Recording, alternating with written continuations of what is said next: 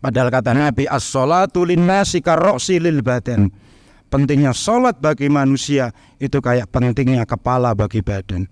Orang kecelakaan kakinya luka, orang kecelakaan tangannya luka, tapi kepalanya utuh, insya Allah masih bisa hidup. Tapi kalau orang kecelakaan tangannya utuh, kakinya utuh, kepalanya gepeng, sudah dipastikan dia mati. Orang yang mengaku Islam tidak mau sholat, ibaratnya orang berjalan tanpa kepala.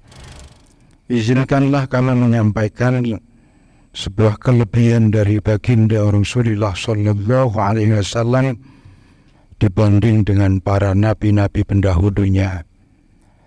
Hal ini tertera di dalam kitab Mujma'ul Kabir karangan Imam Tabrani.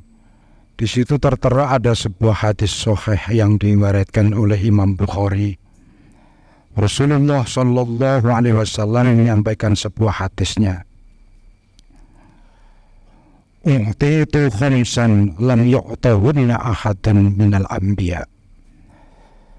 Kata Rasul, aku diberikan 5 kelebihan yang tidak diberikan kepada salah satu pun dari kalangan para nabi. Luar biasanya di sini Rasulullah Sallallahu Alaihi Wasallam diberikan kelebihan-kelebihan oleh Allah, dan kelebihan-kelebihan tersebut betul-betul telah menjadikan Rasulullah Sallallahu Alaihi Wasallam sebagai panutan kita, sebagai teladan kita dalam segala aspek kehidupan kita bersama-sama ini. Yang pertama adalah nasirtu bimasyirati sahrin. Aku diberikan pertolongan oleh Allah dengan diberikannya rasa takut kepada musuh-musuhku masyirata sahrin, dalam perjalanan melawanku 1 bulan. Jadi ketika musuhnya masih jauh dalam perjalanan 1 bulan, musuh itu sudah diberikan rasa takut kepada Rasulullah dan pasukannya. Musuh-musuh itu sudah diberikan rasa gemetar, pesimis, tidak mungkin kalah, dan lain sebagainya. Sehingga kita bisa melihat sendiri ketika peperangan terjadi di zaman Rasulullah, persenjataan beliau sedikit, pasukan beliau sedikit, bekal makanan yang dibuat perang itu pun juga minim sekali dibanding dengan jumlah musuh, senjata musuh, perbekalan musuh.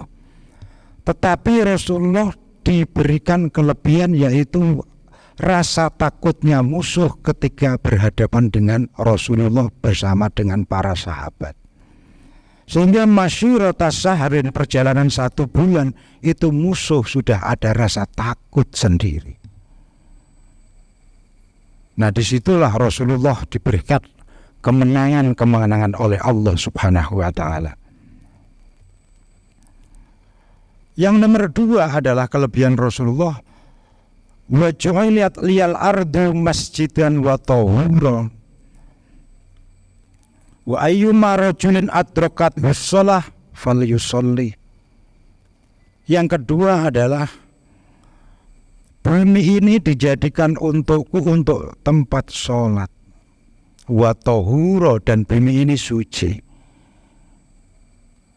Dimanapun kita berada, asal tempat itu suci, kita bisa melaksanakan sholat. Barokahnya bumi ini suci, Rasulullah Sallallahu Alaihi Wasallam bisa sholat di padang pasir, bisa di masjid bersama sahabat, bisa di rumah masing-masing. Barokahnya itu semuanya kita yang hidup di akhir zaman ini, ketika waktunya ayyuma rajulin adrakatu shalah falyusalli. Ketika kita berada di SPBU ada musola, ketika kita di rest area waktunya sholat datang, kita bisa sholat di situ. Ketika kita ada di kantor, kita bisa sholat di kantor. Ketika di rumah, kita pun juga bisa sholat di rumah. Jadi bumi ini dilebihkan oleh Allah kepada Rasulullah Sallallahu Alaihi Wasallam adalah sebagai masjid, wa tahuran, dan suci. Ketika orang tidak mendapatkan air untuk sholat, maka dia bisa bertayamum. Beda dengan nabi-nabi zaman dahulu.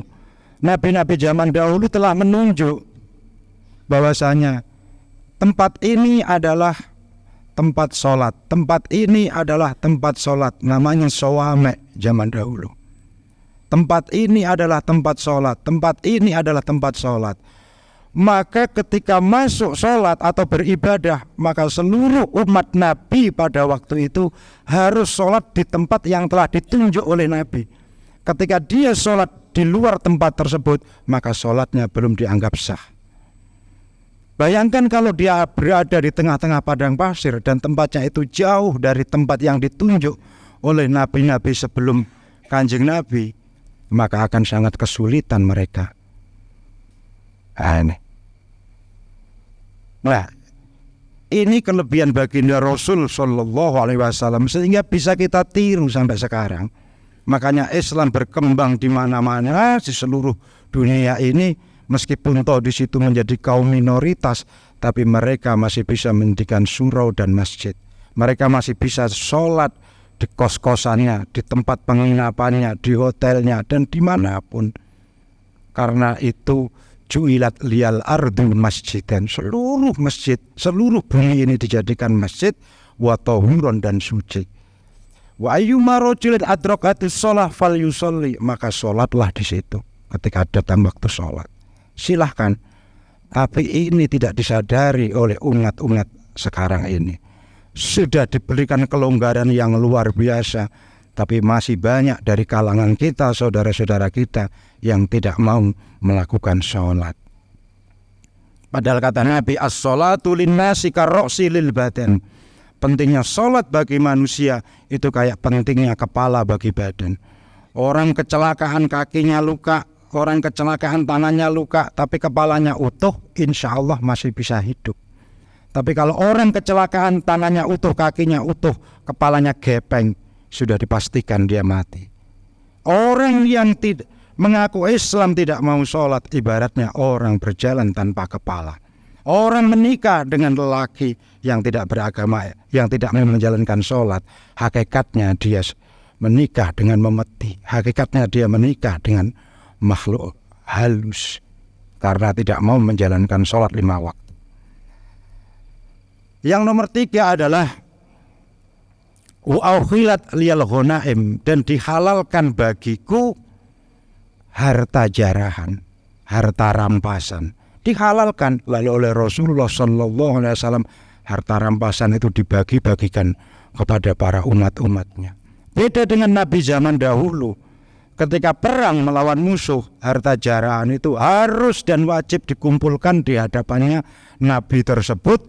Dan setelah itu Allah utus api dari langit, meluncur sekencang-kencangnya, menghantam tumpukan harta rampasan tersebut hingga terbakar habis, tidak tersisa. Tapi kalau zaman Rasulullah, maka harta rampasan itu oleh Rasulullah dibagi-bagikan kepada para sahabat. Kemudian yang nomor 4 adalah wa kana an-nabiyyu yub'atsu ila qaumihi khassah wa bu'istu ilan nasi kafah. Para nabi-nabi terdahulu diutus hanya untuk kepada umatnya. Masa bodoh dengan umat-umat yang lain kala itu, tidak mengerti apa-apa, tidak tahu apa-apa. Yang penting umat dari golongannya harus tahu dan harus mengerti tata caranya beribadah. Tetapi Rasulullah Sallallahu Alaihi Wasallam wa bi'istu ilan nasi kafah, dan aku diutus di muka bumi ini untuk seluruh manusia. Tadi saya katakan barokahnya itu semuanya umat manusia yang beragama Islam di antero dunia ini, seantero dunia ini ada semuanya di berbagai belahan negara. Kemudian yang terakhir adalah wa'u'atitus syafa'ah, dan aku diberikan syafaat oleh Allah Subhanahu wa ta'ala. Artinya aku diberikan keleluasaan memberikan pertolongan kepada umat-umatku kelak besok di yaumil qiyamah. Seperti halnya hadis Nabi besar Muhammad sallallahu alaihi wasallam menyampaikan bismillahirrahmanirrahim, inna likulli nabiyyin da'watan mustajabah. Sesungguhnya tiap-tiap para nabi itu dibekali oleh Allah doa yang mustajabah. Wa qad da'u fi halaki qaumihim fahalaku.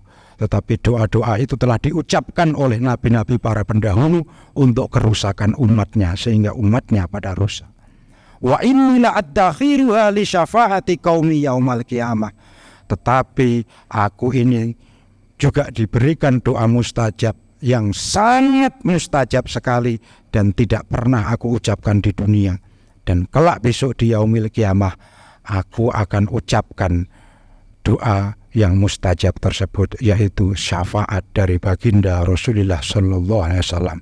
Mudah-mudahan kita semuanya kelak besok di yaumil qiyamah mendapatkan syafaat dari baginda Rasulullah sallallahu alaihi wasallam. Barakallahu li wa lakum fi ayatil Qur'anil azim wa nafa'ana bihi tilawatahu fi dzikril hakim wa adkhalana wa iyyahu fi jannatin na'im wa qur rabbi fir warham wa anta arhamur rahimin.